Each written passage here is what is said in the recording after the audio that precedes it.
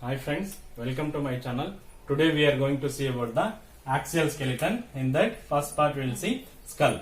So axial skeleton consists of skull, the ribs, sternum and vertebral column. Today we are going to see about the skull. The skull rests on the upper end of the vertebral column and its bony structure is divided into two parts. See, the skull rests on the upper part of the vertebral column and its bony structure is divided into two parts, that is cranium and the face. So skull is divided into two parts. First one the cranium and second one the face. Now we'll see what is cranium. The cranium is formed by number of flat and irregular bones that provide a bony protection for the brain. See, the cranium is formed by number of flat. These are the flat and irregular bones that provide a bony protection for the brain. It has a base upon which the brain rests and wall that surrounds and covers it. See, it has a base upon which the brain rests in this portion and wall that surrounds and covers the brain.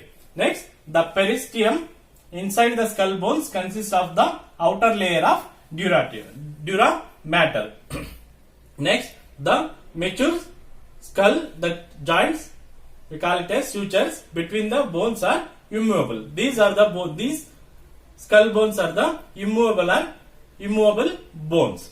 Next, the bones have numerous perforations. Example, foramina fissures through which nerves, blood and lymph vessels are passed. Next, the bones of the cranium are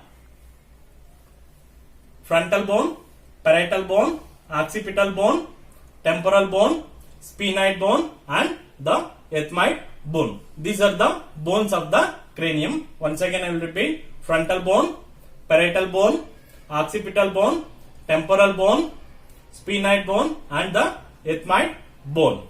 Now we will see what is frontal bone. See, this is the frontal bone. This is the bone of the forehead. Frontal bone also we call it as bone of the forehead. It forms part of the orbital cavities. Orbital cavities also we call it as eye sockets and the prominent ridges above the eyes, the supraorbital margins. Here it forms the part of the orbital cavities and the prominent ridges above the eyes. These are the prominent edges above the eyes, the supraorbital margins. Next, just above the supraorbital margins within the bone, there are two air-filled cavities or sinuses are lined with ciliated mucous membrane which have opening to the nasal cavity. See here, just above the supraorbital margins within the bone, there are two air-filled cavities or sinuses linked with ciliated mucous membrane which have openings into the nasal cavity. These are the openings into the nasal cavity. Next, the coronal suture joins the frontal and parietal bones and the other fibrous joints are formed with the splenoid, zygomatic, lacrimal, nasal and ethmoid bone. See here, this is the coronal suture. Coronal suture joins the frontal and parietal bones and other fibrous joints are formed with the sphenoid bone, zygomatic bone,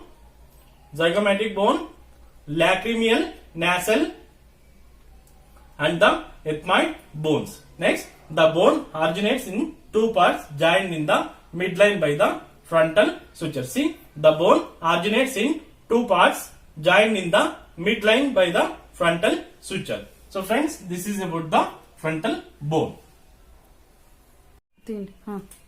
Now we will move on to the parietal bone. Parietal bone, these bones form the sides of the roof of the skull. So this is the parietal bone. These bones forms the sides of the roof of the skull. Parietal bone articulate with each other at the sagittal suture, with the frontal bone at the coronal suture, with the occipital bone at the lambdoidal suture and with the temporal bones at the squamous suture. The inner surface is concave and is grooved by the brain and the blood vessels. Now we will move on to the temporal bone. Temporal bone. These bones lie on each side of the head and form immovable joints with the parietal, occipital, sphenoid and zygomatic bones. See, these bones lie on each side of the head and form immovable joint with the parietal, occipital, sphenoid and zygomatic bones. Each temporal bone has several important features. Next, the squamous part is the thin fan-shaped part that articulates with the parietal bone. The zygomatic process articulates with the zygomatic arc, that is cheekbone. The mastoid part contains the mastoid process, a thickened region behind the ear. The mastoid part contains the mastoid process, a thickened region behind the ear. Next, it contains a large number of very small ear sinuses which communicate with the middle ear and lined with the squamous epithelium. The petrous portion forms the part of the base of the skull and contains the organs of the hearing, also called as the spiral organ and balance. See, the petrous portion forms the part of the base of the skull and contains the organs of the hearing and balance. Next, the temporal bone articulate with the mandible at the temporomandibular joint, the only movable joint of the skull. See, this is the temporal bone articulates with the mandible. Articulates with the mandible at the temporomandibular joint. A joint between the temporal and mandible bone, call it as temporomandibular joint. It is the only movable joint of the skull. Next, immediately behind the articulating surface is the external auditory meatus, that is auditory canal, which passes inwards towards the petrous portion of the bone. So friends, this is about the parietal bone and temporal bone. 3. Now we will move on to the occipital bone. Occipital bone forms the back of the head and part of the base of the skull. See, this is the occipital bone. It forms the back of the head and part of the base of the skull.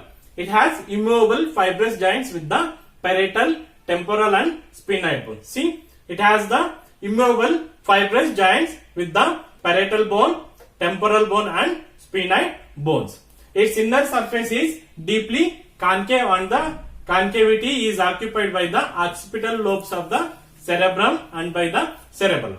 See, its inner surface deeply concave and the concavity is occupied the occipital lobes of the cerebellum and by the cerebellum.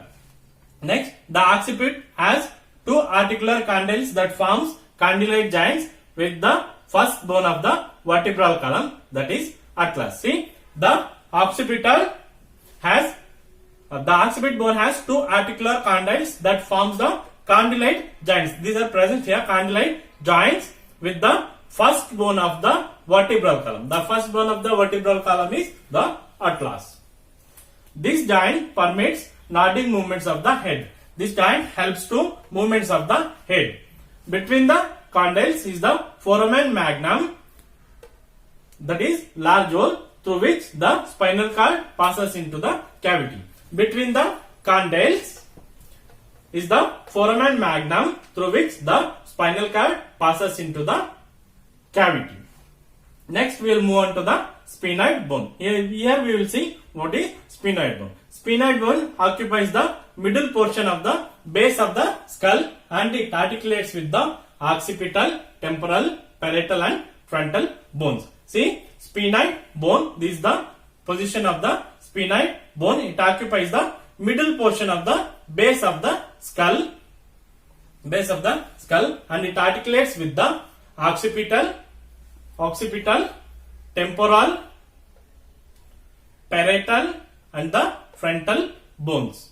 Next, it links the cranial and facial bones and cross braces the skull. It helps to link the facial bones and the skull bones. Next, and the superior surface in the middle portion, middle of the bone is a little saddle shaped depression, the hypophyseal fossa, in which the pituitary glands are raised. Next, the body of the bone contains some fairly large air sinuses lined with ciliated mucous membrane with openings into the nasal cavity. So friends, this is about the cranial bones or skull bones.